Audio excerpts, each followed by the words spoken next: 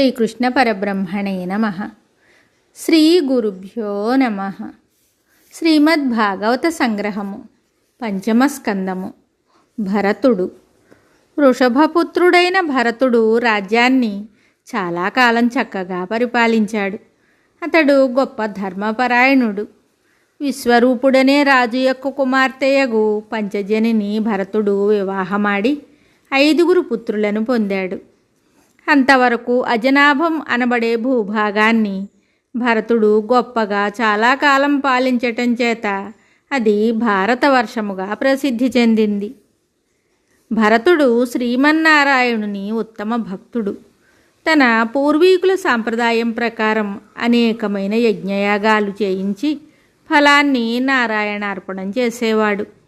అతని పరిపాలనలో ప్రజలు సుఖ సంతోష సౌభాగ్యాలతో ఉండేవారు.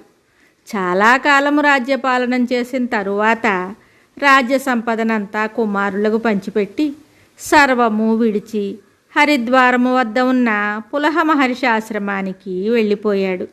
ఆ ఆశ్రమం అతి రమణీయంగా ఉంటుంది. ఆ ఆశ్రమంలో శ్రీమన్నారాయణుడు ప్రత్యక్షంగా ఆశ్రమవాసులను అతి వాత్సల్యంతో ఆదరిస్తుంటాడు. అక్కడ విష్ణు ప్రతిరూపాలైన సాలగ్రామాలు గండకీ నది నిండా ఉంటాయి. అక్కడ భరతుడు ప్రతిరోజు తనివి తీరా నారాయణుని ఆరాధించేవాడు. అతని హృదయము ఆనందంతోనూ, మనస్సు ప్రశాంతతతోనూ, కన్నులు ఆనంద భాష్పాలతోనూ నిండిపోతుండగా అతడు పరవశించిపోయేవాడు. అతని పూర్వవాసనలు, అహంకారము అన్నీ కరిగిపోయాయి. అతడు ప్రతిరోజు సూర్యోదయ సమయంలో ఈ రుక్కుతో ప్రార్థించేవాడు. పరో రజః సవితుర్జాత వేదో దేవస్య భర్గో మనసేదం జజాన సురేత సాధః పునరావిశ్య చష్టే హంసం గృద్రాణం నృషద్రిం గరామిమః. ఈ లోకాన్ని సృష్టించిన అద్భుత శక్తియు, ఈ ప్రపంచమంతా ఆవరించి సృష్టించినట్టి శక్తియు, బుద్ధిని ప్రకాశింపజేసి చైతన్యవంతము గావించునట్టి శక్తియు, సూర్యునకు అమిత తేజస్సును కలిగించునట్టిదియు అగు ఆ శక్తికి నేను శరణాగతుడను, ప్రణమిల్లుతున్నాను. ఈ విధంగా నారాయణ చింతనలోనే ఆనందంగా రోజులు గడుపుతున్న భరతుడు ఇంకా పరమేశ్వర సాయుధ్యానికి యోగ్యతను సంపాదించి ఉన్న సమయంలో కర్మవశాత్తు ఒకనాడు భరతుడు గండకీ నదిలో స్నానం చేసి ప్రణవం జపిస్తూ ఉండగా నిండు గర్భిణి అయిన ఒక లేడీ నీరు త్రాగటానికి వచ్చింది. అప్పుడు భయంకరమైన ఒక సింహగర్జన ఆ చెరువులోనే వినపడింది. లేడీ అదిరిపోయి ప్రాణభయంతో ఆవలి ఒడ్డునకు చెంగున గంతువేసింది. ఆ అదిరిపాటుకు ఎగురుతున్న జింక గర్భము నుండి బిడ్డ జారిపోయి నదిలో పడిపోయింది. తల్లి జింక ఆవలి ఒడ్డుపై స్పృహ తప్పి పడిపోయి కొంతసేపటికి ప్రాణం విడిచింది. అంతా చూస్తున్న భరతుని హృదయం జాలితో నిండిపోయింది. నీటిలో మునకలు వేస్తున్న జింక పిల్లను రక్షించి ఆశ్రమానికి కొనిపోయి సాకటం ప్రారంభించాడు.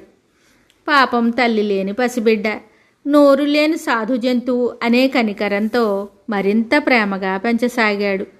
ఈ లేడి పిల్లను సంరక్షించడంలో తన నిత్య నైమిత్తిక కర్మలు, యమనియమాది సాధనలు, దైనందిన దేవతార్చనలు నిర్లక్ష్యానికి లోనై ఒక్కొక్కటిగా మానివేయబడ్డాయి. లేడి పిల్ల పెద్దదై స్వతంత్రంగా తిరుగుతూ ఉంటే అయ్యో ఏ క్రూర మృగము నోట పడిపోతుందో అని అతనికి బెంగ పట్టుకునేది.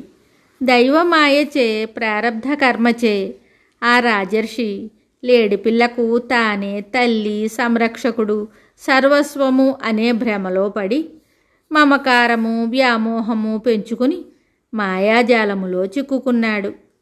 ఆ లేడీ పెద్దదై ఒకనాడు అరణ్యంలోకి పారిపోయింది. భరతుడు పుత్రవియోగం కంటే ఎక్కువగా శోకించాడు. దాని బాల్యచేష్టలన్నింటినీ గుర్తుకు తెచ్చుకుని ఒక సామాన్య గృహస్థుని కంటే ఘోరంగా విలపించాడు. భార్యను, బిడ్డలను, రాజ్యాన్ని, సర్వసంగాలను విడిచివేసిన ఆ తపస్వి చివరకు హరిణ వియోగ శోకంతో కృంగి కృశించి రోగగ్రస్తుడై దైవచింతన మాని జింకనే స్మరిస్తూ ప్రాణం విడిచాడు భరతుడు. విధి బలీయము కదా. మరు జన్మలో భరతుడు లేడి అయి జన్మించాడు. అయితే అతడు అదృష్టవశాత్తు పూర్వజన్మ స్మృతిని కలిగి ఉన్నాడు. గతించిన జన్మలోని తన తప్పిదాన్ని గుర్తుంచుకొని పరమ పుణ్యస్థలమైన పులహాశ్రమానికే చేరుకున్నాడు. మళ్ళీ కొత్త కర్మబంధాలు కలగని రీతిగా గడ్డి పరకలు ఎండిన ఆకులు తింటూ గండకీ నదీ తీరంలోనే నివసిస్తూ చివరకు ఆ నదిలోనే స్నానం చేస్తూ లేడి శరీరాన్ని విడిచిపెట్టాడు. లేడిగా దేహత్యాగం చేసిన జీవుడు మరు జన్మలో అంగిరస వంశీయుడైన ఒక సద్బ్రాహ్మణునకు పుత్రుడై జన్మించాడు. ఆ బ్రాహ్మణునికి మొదటి భార్య యందు 9 కుమారులు, రెండవ భార్యకు ఒక కుమారుడు ఒక కుమార్తె కలిగారు. రెండవ భార్య పుత్రునికి భరతుడనే పేరు పెట్టడమైనది. బ్రాహ్మణుడు శుద్ధ శ్రోత్రియుడు, వేదవిధుడు, కర్మనిష్ఠుడు. భరతునకు ఉపనయనం చేసి ప్రణవము, గాయత్రి, శౌచవిధి, అధ్యయన విధి మొదలైన అభ్యాసాలు నేర్పడం ప్రారంభించాడు.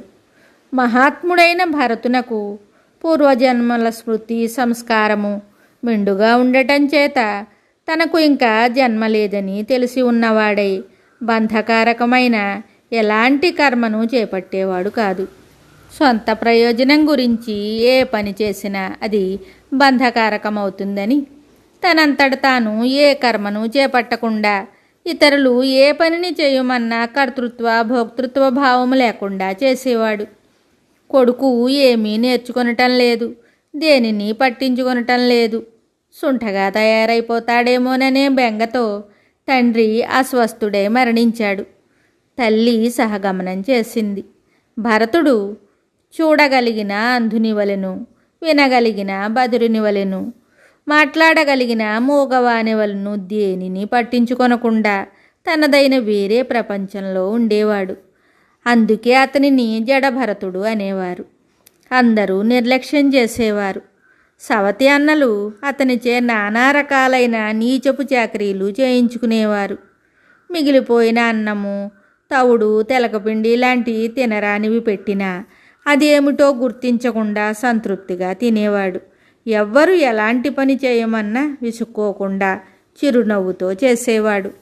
చలి, వేడి, గాలి, వర్షము లాంటి వాటిని పట్టించుకోకుండా ఎక్కడ ఉండమంటే అక్కడే ఉండేవాడు. బట్టలు మాసినా, ఒళ్ళు మట్టి పట్టినా, తిండి తినినా తినకపోయినా ఎత్తైన అతని శరీరము మాత్రము బలిష్టంగాను బ్రహ్మ తేజస్సుతో మెరిసిపోతూ ఉండేది. ఎల్లప్పుడూ ఆనందంగా ఉండే అతనిని చూసి పాపం పిచ్చివాడు ఎందుకో నవ్వుకుంటున్నాడు అని అందరూ అనుకునేవారు. అన్నల ఆజ్ఞ ప్రకారము అతడు పొలంలో కాపలా ఉండేవాడు. భరతుడు పొలం కాపరిగా ఉన్న రోజుల్లో ఒక భిల్లుల నాయకుడు సంతానార్థి అయి కాళీమాత యొక్క అనుగ్రహం పొందడానికి ఒక నరబలిని ఏర్పాటు చేశాడు. బలి ఇవ్వడానికి ఒక యువకుని సిద్ధపరిచి కాళీదేవి గుడికి తీసుకుని వచ్చారు. ఆ యువకుడు చీకట్లో ఎలాగో తప్పించుకుని పారిపోయాడు. భిల్లులు అతని గురించి వెతికి వెతికి నిరాశ చెంది ఉన్న సమయంలో భరతుడు చేనుకు కాపలా కాస్తూ వారి కంటబడ్డాడు. భిల్లులు సంతోషించారు. అతని అంగాలు సరిగా ఉన్నవో లేవో చూసుకున్నారు. బలి ఇవ్వడానికి పనికి వస్తాడని అతనిని బంధించి తీసుకుపోయారు. మీరెవరు? ఎందుకు ఇలా చేస్తున్నారు?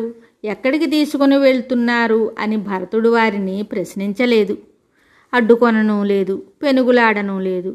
వారు అతనిని తీసుకుని వెళ్ళి స్నానం చేయించి నూతన వస్త్రాలు ధరింపజేసి చందన కుంకుమలు పూసి పుష్పాలతో అలంకరించి మంచి భోజనం చేయించి కాళీమాత గుడిలో వధ్యశిలపై కూర్చుండబెట్టారు. తప్పెటలు, తాళాలు, డప్పులతోనూ ధ్వనులు చేసుకుంటూ పాటలు పాడుకుంటూ గెంతుతూ ఉండేవారు. పూజారి అట్టహాసంగా మంత్రాలు చదువుతూ బలి పశువు యొక్క శిరస్సును ఛేదించటానికి సిద్ధంగా ఉన్నాడు.